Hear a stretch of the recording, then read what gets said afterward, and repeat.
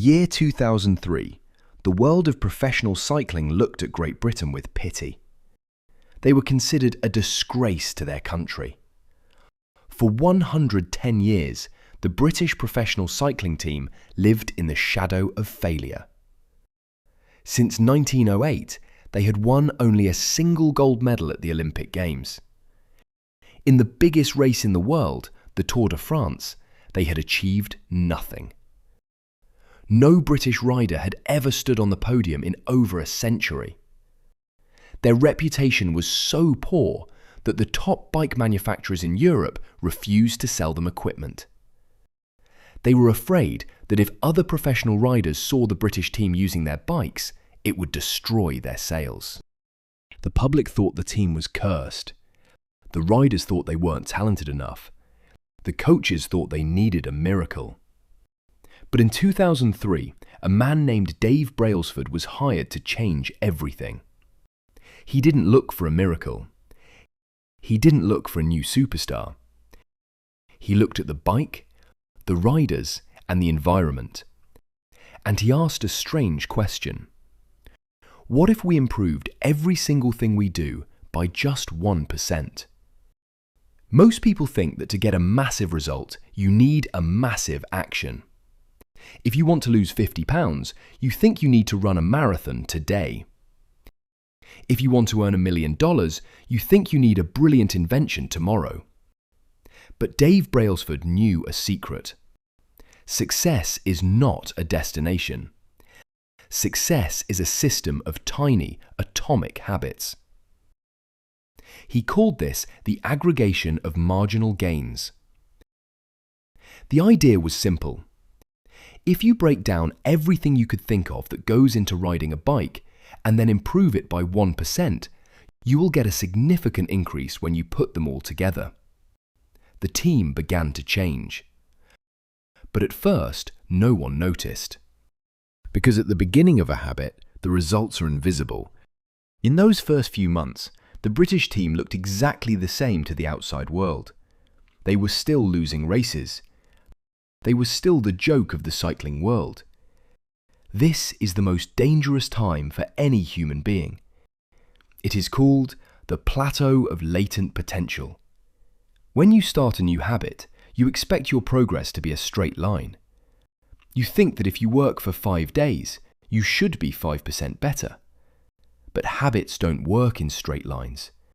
They are like an ice cube in a cold room. Imagine you are standing in a room that is 25 degrees. You can see your breath. In front of you is a block of ice. You want it to melt, so you work hard to increase the temperature. You move it to 26 degrees. Nothing happens. 27 degrees. Nothing. 28. 29. 30. The ice is still there. You feel like a failure. You feel like all your effort has been wasted. But then, you hit 32 degrees. The ice begins to melt. The big change didn't happen because of the jump from 31 to 32. It happened because of all the degrees that came before it. Your work was not wasted. It was being stored. Dave Brailsford told his riders to ignore the scoreboard and focus on the degrees. They started with the obvious things. They redesigned the bike seats to make them slightly more comfortable. They rubbed alcohol on the tyres for a tiny bit more grip on the road. They asked the riders to wear electrically heated overshorts to keep their muscle temperature perfect. They used wind tunnels to test different fabrics for their suits. Everyone else in the world was looking for a big secret to winning. The British team was just looking for 1%. They were heating the room, 1 degree at a time. As the years went by, Dave Brailsford pushed the atomic idea even further.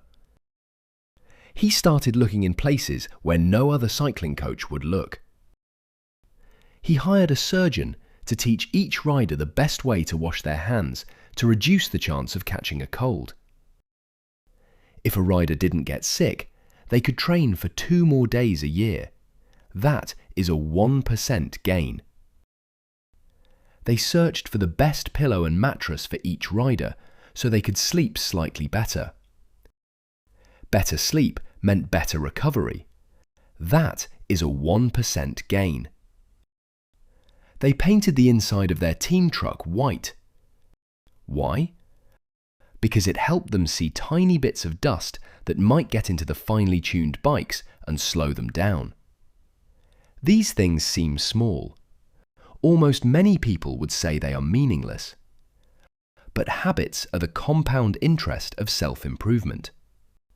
The same way that money multiplies through compound interest, the effects of your habits multiply as you repeat them. If you get 1% better each day for 1 year, you will end up 37 times better by the time you are done.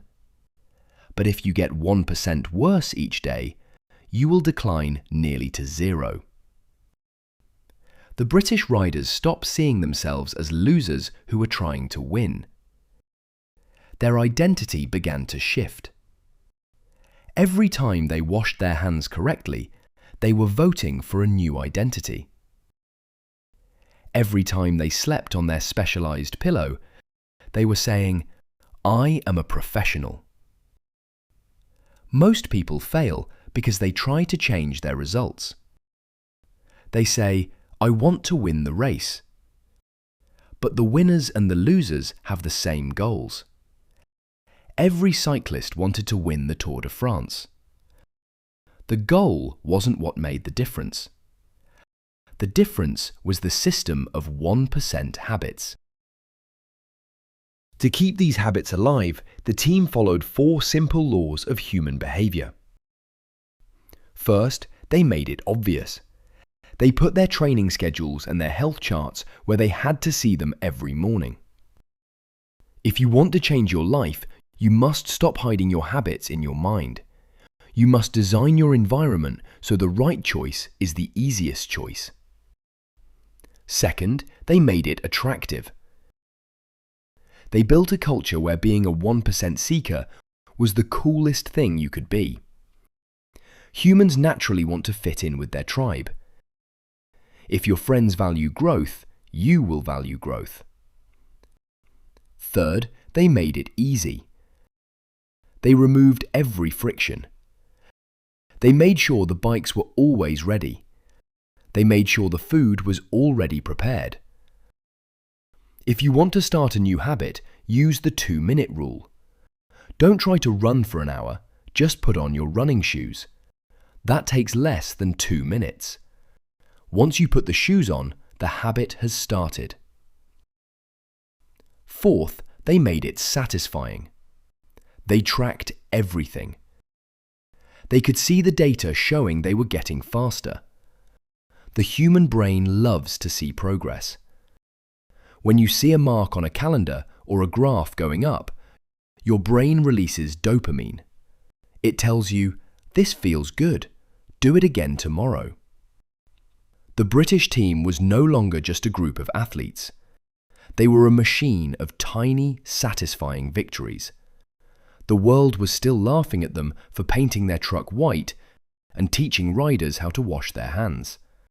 But the 32-degree mark was coming. In 2008, 5 years after Dave Brailsford took over, the ice finally melted. At the Beijing Olympic Games, the British cycling team didn't just win, they dominated. They won 60% of the gold medals available. 4 years later, at the London Olympics, they set 9 Olympic records and 7 world records. That same year, Bradley Wiggins became the first British cyclist to win the Tour de France. The next year, his teammate Chris Froome won it again. And then he won it again in 2015, 2016 and 2017. In a 10-year span, British cyclists won 178 World Championships and 66 Olympic or Paralympic gold medals.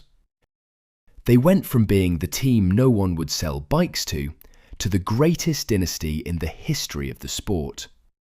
What is the lesson for you? Your life right now is a lagging measure of your habits. Your health is a lagging measure of your eating habits. Your bank account is a lagging measure of your spending habits. Your knowledge is a lagging measure of your reading habits. You get what you repeat.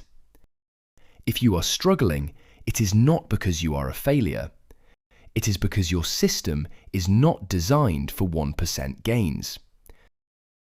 You do not rise to the level of your goals.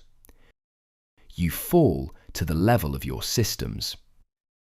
The British team didn't have a better goal than the French or the Italians.